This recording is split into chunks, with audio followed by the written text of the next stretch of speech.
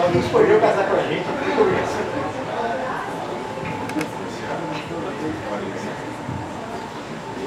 Bom, a gente vai iniciar o nosso, possivelmente, o último seminário do programa de pós-graduação em Sociologia Política. E... Oi? Oi? É do ano, claro. Ninguém sabe. De 2018. E eu gostaria de, em primeiro lugar, de agradecer o programa, claro, pelo ano em relação aos seminários. A gente teve a presença de vários pesquisadores e pesquisadoras em diversos temas. Acho que foi um ano bem produtivo. Eu gostaria de agradecer o programa de pós-graduação em Sociologia Política, com nomes como a Maria do Socorro Braga, Ângela Alonso, Adalberto Cardoso. A gente teve o seminário de Sociologia Política, o primeiro seminário, que, enfim, que foi ótimo também, outros eventos, enfim, foi um ano muito produtivo. Eu agradeço. Eu acho que, e para encerrar o ano de apresentações, a gente conta com a presença do professor Bruno Reis, da UFMG, a quem agradecemos bastante de ter aceitado o convite, o desafio de tratar do tema do pós-eleição. E a gente, enfim, a gente agradece. O professor Bruno Reis é da UFMG, ele tem uma atuação na área de financiamento de campanhas e sistemas eleitorais, e ele vai ele vai, enfim, falar sobre o tema agora do pós-eleição. E a gente agradece a presença dele. Então, por favor, professor.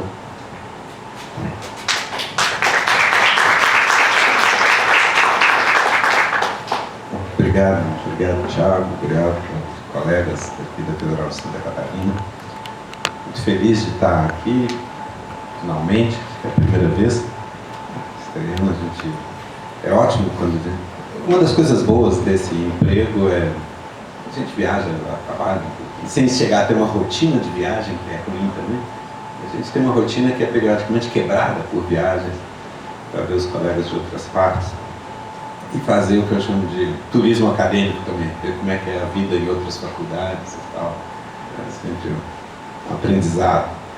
E fico muito feliz de ter a ocasião de estar aqui. Eu só tinha estado em Florianópolis uma vez, 3 dias, uns 2, 3 anos atrás.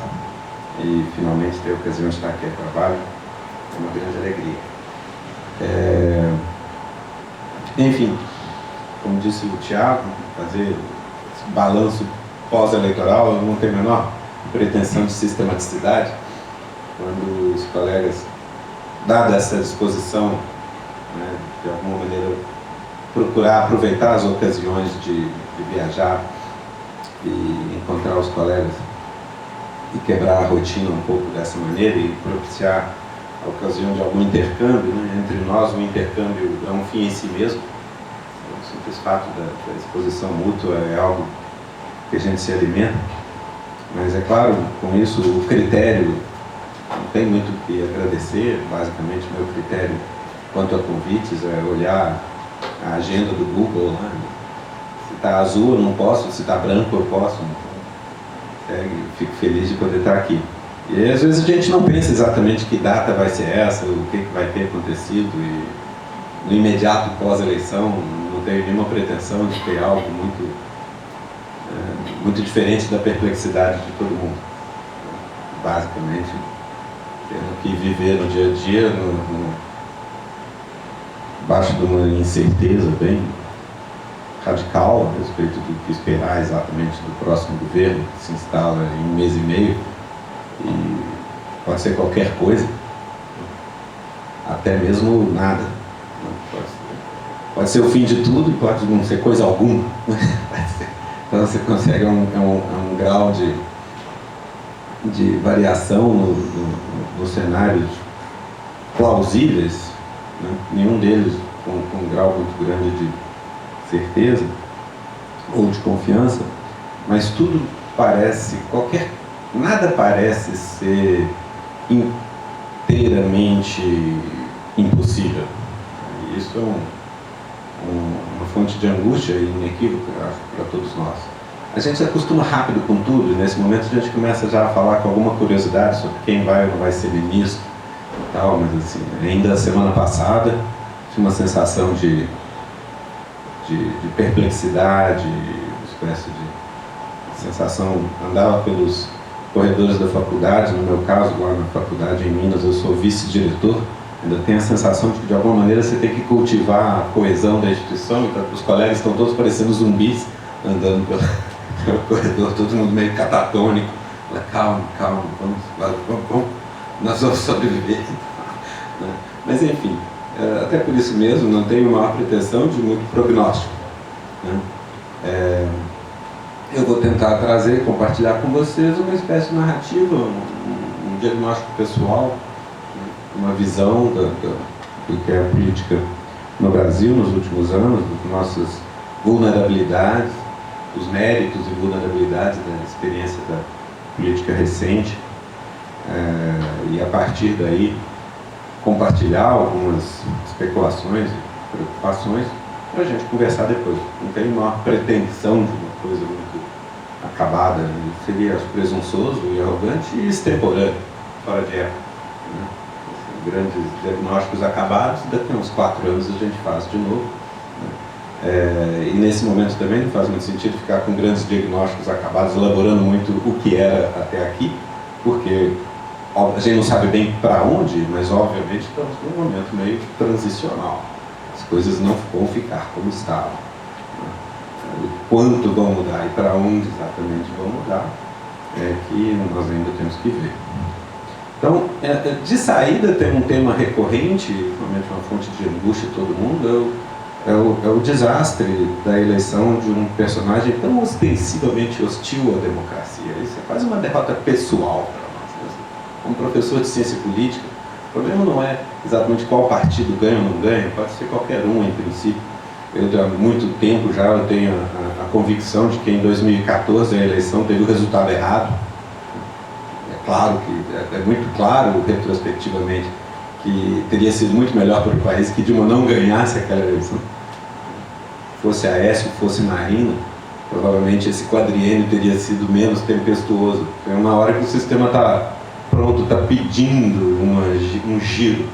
E o fato de não girar, naquele momento, frustrou algumas expectativas, tornou alguns atores propensos a aceitar riscos pela sensação de que o sistema estava mais inamovível do que devia. E daí em diante, nós passamos a enfrentar uma desestabilização grave, que ainda não achou seu termo. Estamos indo aos trancos e barrancos, como aquela coisa, um jogador de futebol em alta velocidade, que passa com a bola para o marcador encosta nele, ele sai, como se diz em Minas, catando cavaco por 50 metros. Assim, a gente está meio assim, a gente não recuperou o prumo, mas também não parou, não caiu. É como se estivesse andando, se desconjuntando, deixando fragmentos do quadro institucional a cada ano sim, ano não, a cada 6 em 6 meses, uma camada a menos de previsibilidade vai se soltando no quadro. Nesse momento, a grande incerteza no início do ano era a resiliência relativa, eu acho, do sistema partidário. Se a gente ia decompor tudo, PT e PSDB desarticularem-se completamente. Eu entendo que o PT em 2018 basicamente estava lutando pela sua sobrevivência, depois da queda enorme de 16, de perder 60% das prefeituras. E eu lembro que no primeiro semestre, a pedido da Fundação Fernando Henrique, eu fiz um artigozinho, um cenário. Eles tinham publicado um artigo do Jairo Nicolau como balanço do sistema partidário nos últimos 5 anos, e o Sérgio Falso me perguntou: você não faz pelos próximos 5 anos? Eu falei: Sérgio, você está maluco? Como é que alguém pode falar sobre o sistema, os partidos no Brasil nos próximos 5 anos? Eu pensei um pouco e montei basicamente o cenário, quer dizer, dava para imaginar coisas alternativas do tipo assim, o que era a estrutura da disputa presidencial no Brasil, né, nos últimos 24 anos? PT e PSDB. desde 94. Foram 6 eleições seguidas. Do outro lado, essa é a parte, né, do diagnóstico otimista do sistema partidário, que meu colega Carlos Ranulfo e o filho dele, o Rafael Câmara, escreveram um tempo. E tem a parte do Ian Carreirão, que faz de maneira igualmente plausível, né, mostrando como no Congresso o sistema partidário não decanta a hora nenhuma, ele não tem chão. Né. Mas basicamente eu tenho a impressão, eu fui levado a ler isso ultimamente, o seguinte, até que eu acho que do ponto de vista social, algum alinhamento se produziu nos últimos 20 anos, e ele se exprime também no sofrimento de nós todos no grupo de WhatsApp da família. Né? Tem gente de um lado, gente do outro, as pessoas se hostilizam, não deixa de ser um sintoma de decantação de identificação partidária. Mas do outro lado, nos parlamentos, nos plenários legislativos, parece acontecer o contrário, e em vez de se fixarem as identidades, elas vão diluindo cada vez mais. Acho que pode até já pegar o slide, eu ia falar disso mais à frente, mas o único gráfico que tem é sobre isso, é só pode ficar como ilustração permanente da palestra, essa coisa de 98, 2018, as coresinhas dos partidos. O vermelho ali, o de baixo, não está por nenhuma ordem, a cor é aleatória que o Excel pôs. O vermelho é o que era maior no início, é o PMDB. O PT está de verdinho depois. E assim por diante. Mas o nível de fragmentação, quer dizer, você tem um sistema de decomposição. A sensação que eu tenho, quer dizer, é parte do meu diagnóstico, a minha leitura da política brasileira nos últimos 20 anos, que é isso, assim, bem ou mal, alguma polarização estabilizou na sociedade, não tanto entre petistas e tucanos, mas entre, talvez, petismo e uma resistência ao petismo. Provavelmente estou evitando falar em antipetismo, porque isso está sendo reificado também como alguma coisa muito monolítica, ela é mais difusa do que isso. Mas os tucanos foram um receptáculo da resistência ao petismo na disputa pela presidência, provavelmente em virtude do real, da hegemonia deles em São Paulo, foi o que bastou para eles serem um polo atrator dessa coisa. Mas eles não tinham a mesma resiliência, isso se manifestou agora. Eu tenho a impressão que, apesar dessa polaridade relativa, que as pessoas podem ser socialmente identificadas como simpatizantes da esquerda, mais ou menos próximos do PT, ou hostis eleitoralmente a isso, apesar disso, isso não se traduziu nos plenários,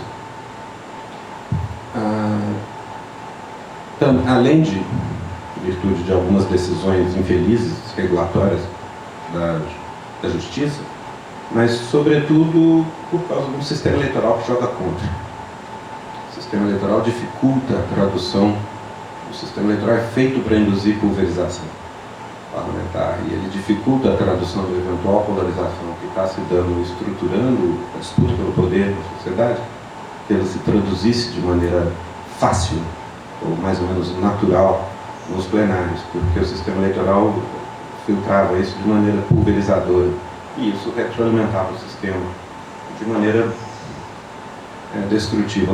Longe de mim gostar de bipartidarismos, etc. Eu acho que, enfim, multipartidarismos moderados produzem flutuação suficientemente adequada.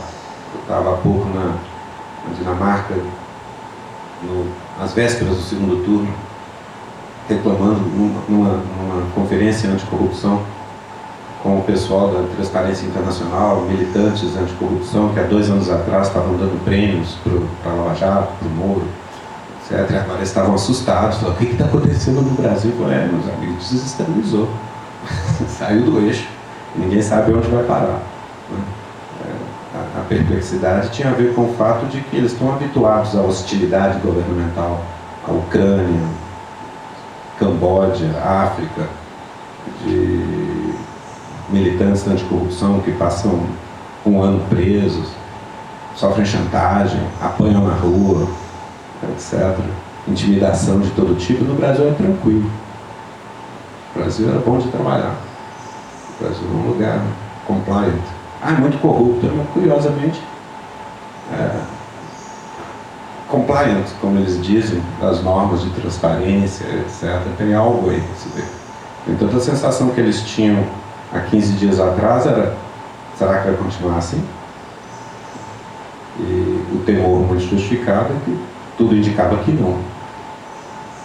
E eles estavam, portanto, lidando com essa perplexidade, essa interação entre, de um lado, a imposição, digamos, de boas normas de governança versus estabilização política.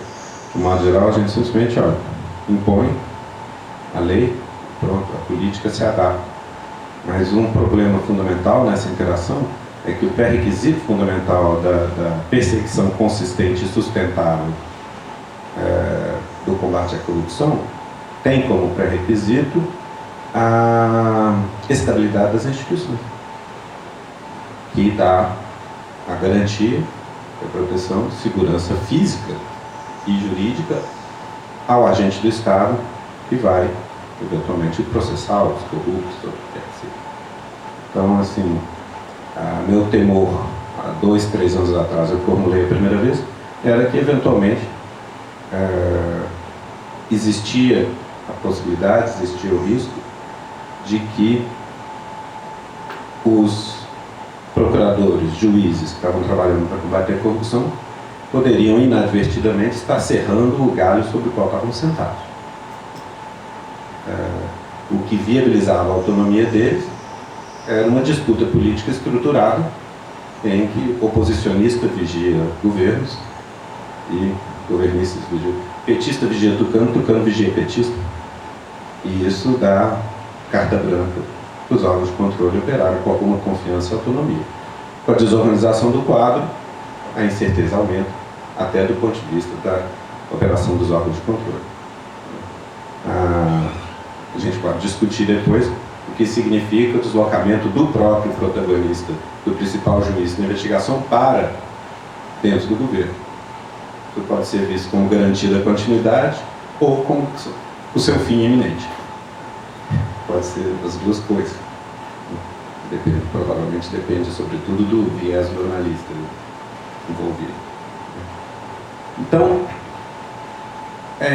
independente assim da inclinação partidária de quem está chegando ao poder, a inclinação, se a troca de poder, a vitória da oposição em si mesmo é bem-vinda, digamos assim. Que não seja mais o mesmo grupo que estava no poder, afinal são mais de uma década. Como eu disse, teria sido melhor que isso tivesse acontecido em 14. Agora, acontece que isso se dá rumo a um ator, o Bolsonaro, que não apenas não é um protagonista, ele é completamente um outlier. O sistema político ele é periférico até na estrutura de poder do Congresso. Ele nunca relatou um processo, um projeto. Ele é irrelevante do ponto de vista. É como se fosse o último dos deputados do baixo clero, você sorteia e joga na presidência.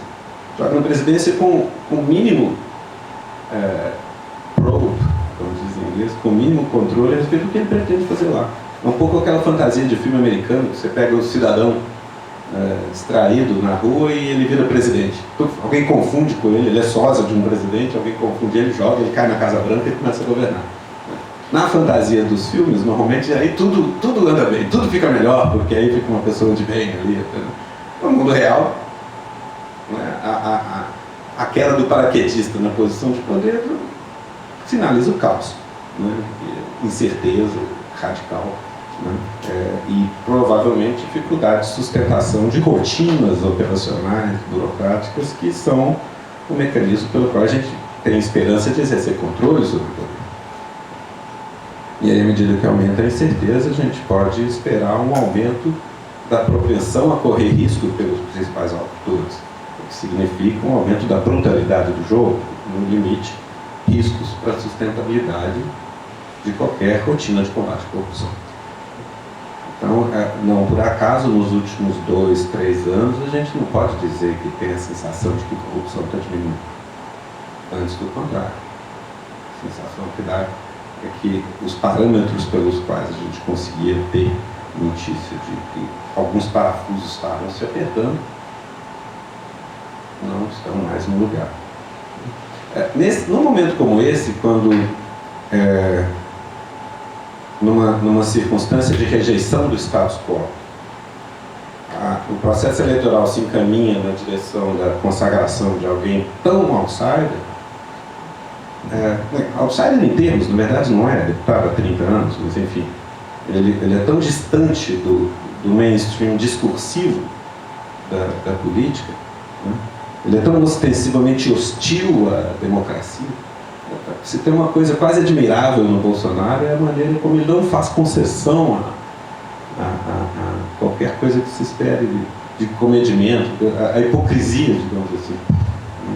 Ele fala qualquer barbaridade passa na cara, que seja contrária a princípios, não falando de esquerda, falando de tolerância, de democracia, direitos humanos, devido processo legal, procedimentalismo institucional, universalismo de procedimentos, tudo isso é estranho ao repertório do Bolsonaro e frequentemente é explícita e ostensivamente rechaçado.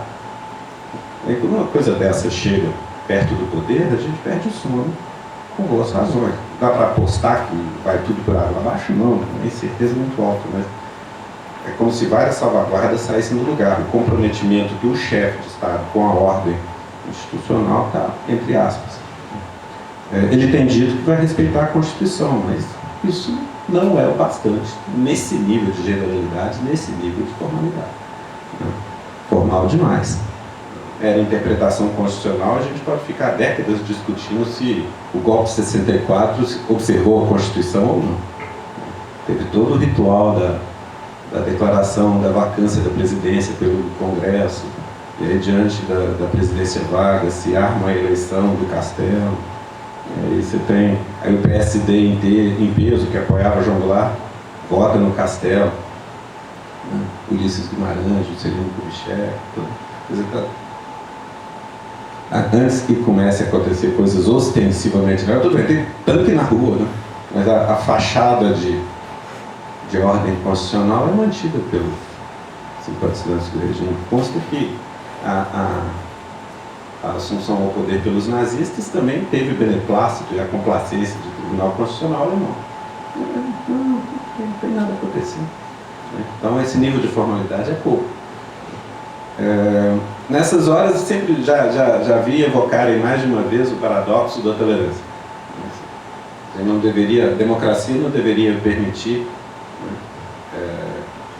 candidaturas por pessoas não comprometidas com a democracia. De outra maneira, a gente pode democraticamente eleger o ditador.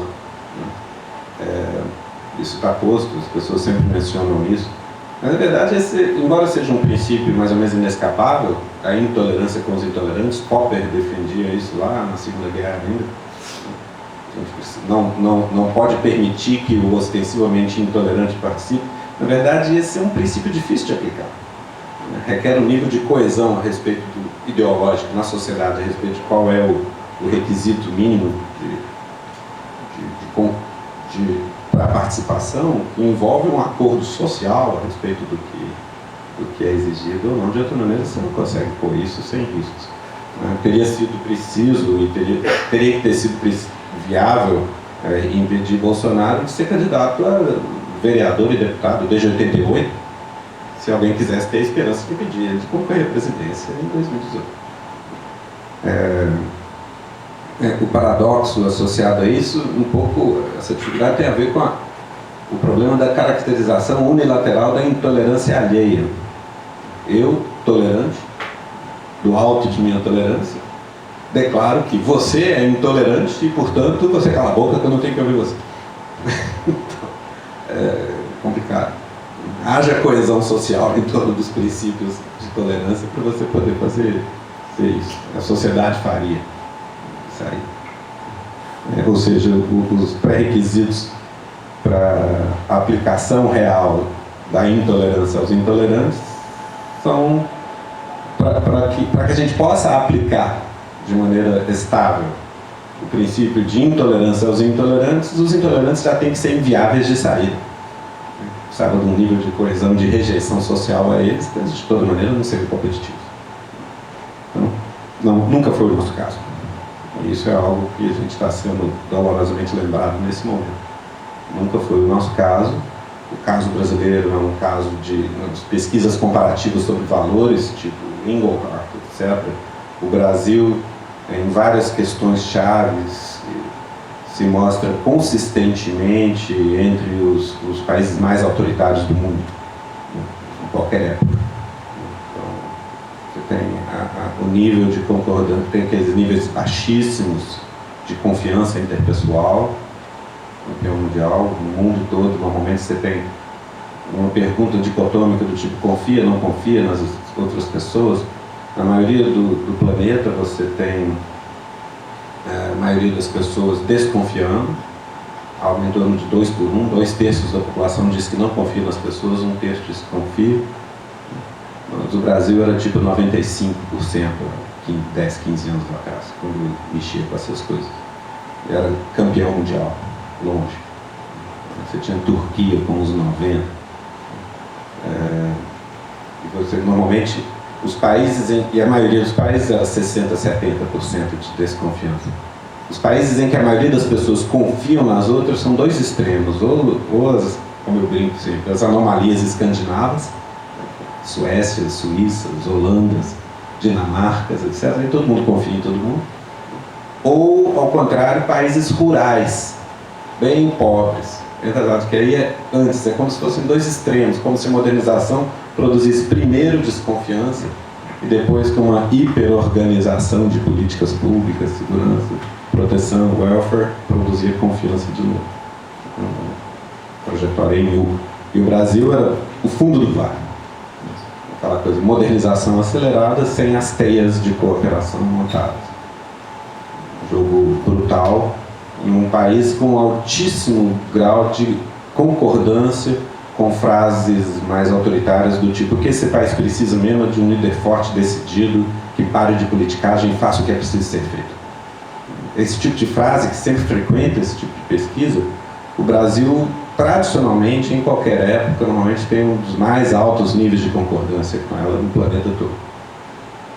Nós somos o Império Escravista, há apenas 100 anos atrás. Então, somos um país segmentado, um país que se concebeu estratificadamente de maneira vertical e estamentalizado nesse sentido.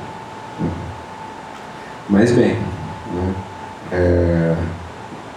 portanto, um país que vinha nos últimos 30 anos com sua democracia funcionando, a gente tinha aprendido também com a ciência política como é que ela funcionava, mas, sim, uma coisa é entender como o sistema funciona, outra coisa, discutimos a sério sobre a sua estabilidade relativa.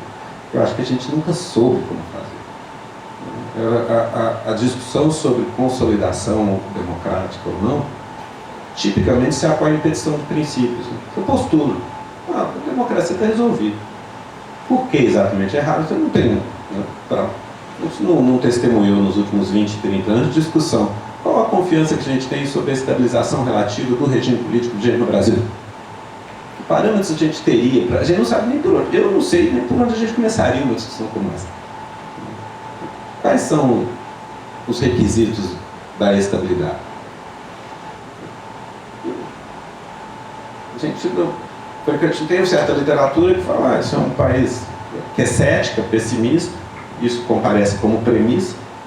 Tem outra literatura que fala: não, democracia consolidada, e isso comparece como premissa. A gente não tem muito os marcos, a gente não tem no lugar os marcos em torno dos quais a gente poderia formular a pergunta na forma de uma hipótese, submeter a algum tipo de crivo comparativo e chegar a algum tipo de conclusão que fosse um diagnóstico, uma classificação do caso brasileiro quanto às perspectivas de sobrevivência, resiliência, estabilidade institucional, etc. O que é fácil de dizer é que a gente está passando, a gente viveu de 94, 93 até 2012, 13 por aí, sim, os 20 anos mais estáveis da história política do Brasil. Nunca em nenhuma outra época se teve tanta estabilidade institucional, sobre vários parâmetros, por exemplo, sobrevivência de gabinetes, estabilidade ministerial, continuidade de políticas públicas, estabilização econômica e até resultados sociais, quanto nos 20 anos mais ou menos, de Fernando Henrique Lula. 93, real, em diante, Fernando Henrique, os 8 anos de Fernando Henrique, os 8 anos de Lula, mais o início do governo da Dilma. Então, um período de estabilidade e melhoria relativa das condições econômicas e sociais do Brasil, não obstante algumas lacunas graves, melhoria do status, da alavancagem, da influência, da importância relativa do Brasil no cenário internacional, bem claro, sem nenhum precedente comparável em qualquer época da história do Brasil. Estou falando de 50 anos para cá, você pode incluir, a gente pode incluir o que quiser. A gente pode recuar até 64, a gente pode recuar a 45, a gente pode recuar a 30, a gente pode recuar a proclamação da República, pode ir ao Império, pode ir provavelmente à colônia, e você não vai ter nenhum período em que você tenha estabilidade desse nível que a gente viveu na década passada, incluindo os 20 anos que vão, grosso modo, digamos, de 93 a 2013. Tudo bem. Então, acho que isso produziu certo salto alto, ainda mais com a falta de clareza sobre critérios pelos quais a gente pudesse diagnosticar de maneira independente a estabilidade relativa. Não, a gente constatou a estabilidade e falou, pronto, resolvemos esse problema. Matéria vencida. Né? Estabilidade, ordem institucional, democracia, está garantido, está no passado, a luta por essas coisas está no passado, tocar adiante. E a gente não anteviu o que havia de problemático. Eu acho que um sintoma agudo desse salto alto, para além do mundo acadêmico, um sintoma agudo da manifestação dessa displicência no seio da própria elite política, a gente pode ter na agressividade, na brutalidade retórica com que se travou a eleição de 2014. 2014, os protagonistas foram de um nível de brutalidade que parecia sinalizar para nós que eles tinham absoluta confiança na resiliência e na invulnerabilidade das instituições. Que ninguém estava preocupado em preservar a respeitabilidade do jogo.